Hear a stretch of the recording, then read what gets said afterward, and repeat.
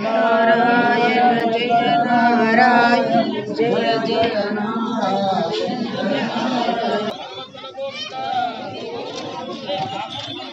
Mummy की bike आपके तो करूँगा।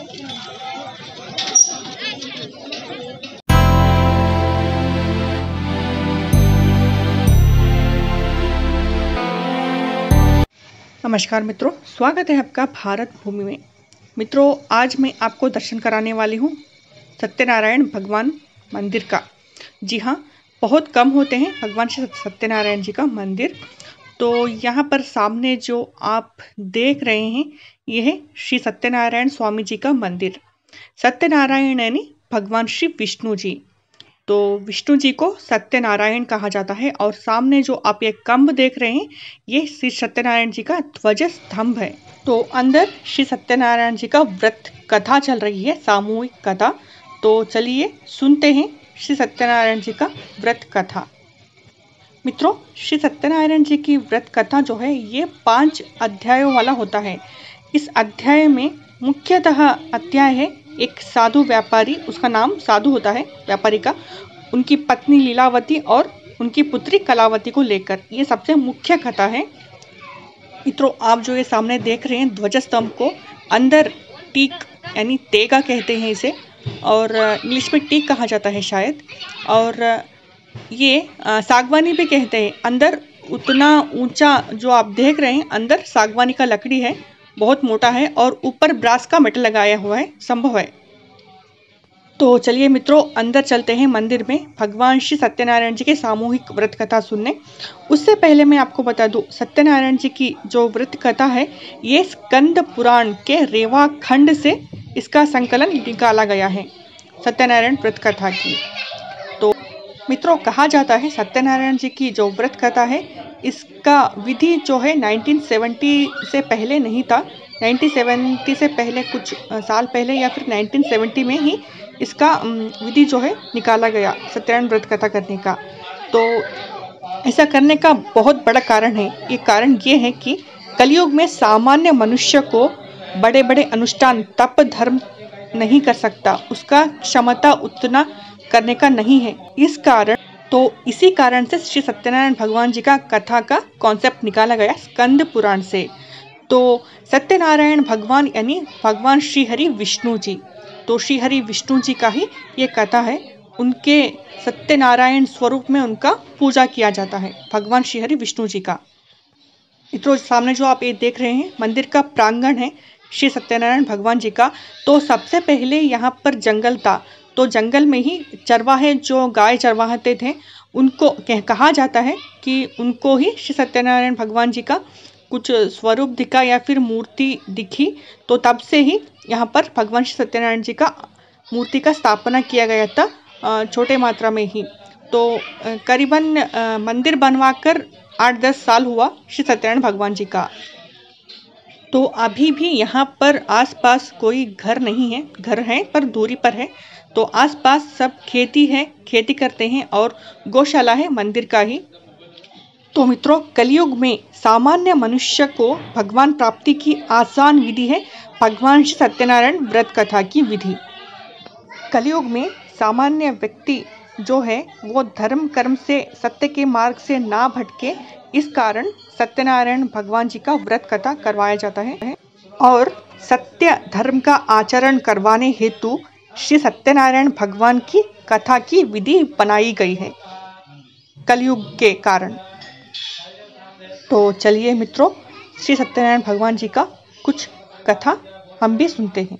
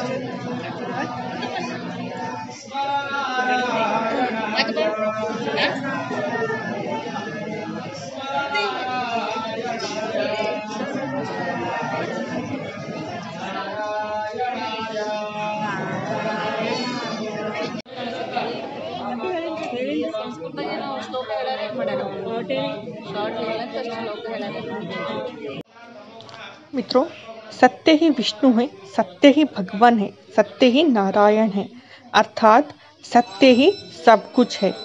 कलयुग में सत्य के रूप में स्वयं श्री नारायण विराजमान है। तो अभी पंच अध्याय जो होता है श्री सत्यनारायण भगवान जी का कथा का, वो समाप्ति हो गई। तो स्वामी जी जो है सत्यनारायण भगवान जी का पल्लक्की उत्सव निकाल रहे हैं। आप देखिएगा, बहुत अद्भुत है।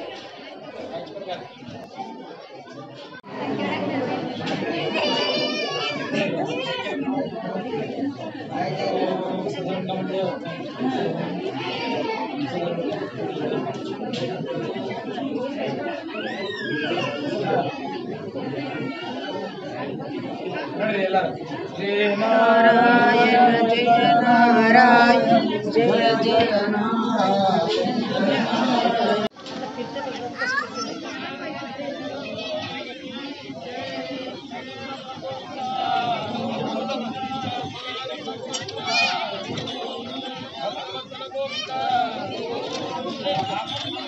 मम्मी की बाइक है आपके तो कम है।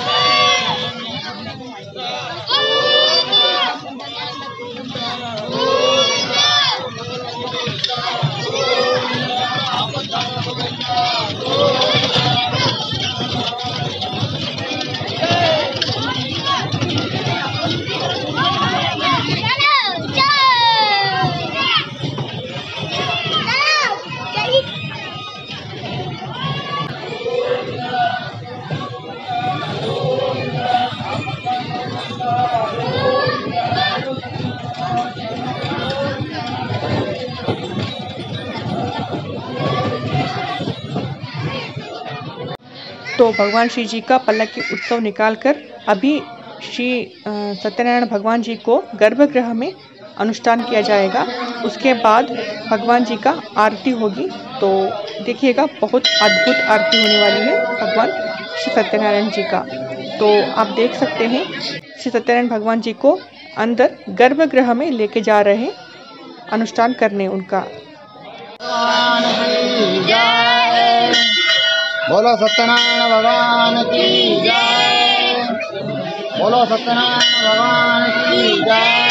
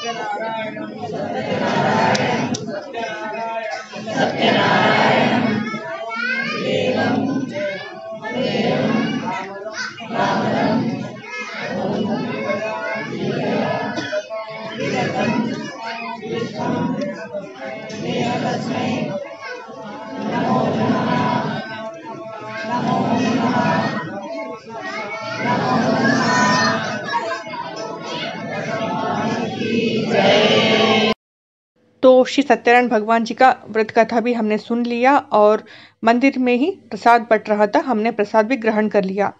तो अब हम आ गए हैं मंदिर के बाहर। मित्रों, मैं अंत में बस यही कहना चाहूंगी, केवल कथा सुनने से कुछ नहीं होगा। मनुष्य को सच्चे मन से अपने जीवन में इसका आचरण भी करना चाहिए, तो ही आपको इसका फल मिलेगा और आपकी उन्नति भी होगी। तो आपको ये वीडियो कैसा लगा, साथ में आपको श्री सत्यनारायण भगवान जी का ये मंदिर कैसा लगा, हमें जरूर बताइएगा। अगर पसंद आती है तो शेयर, लाइक और सब्सक्राइब अवश्य कीजिएगा। धन्यवाद।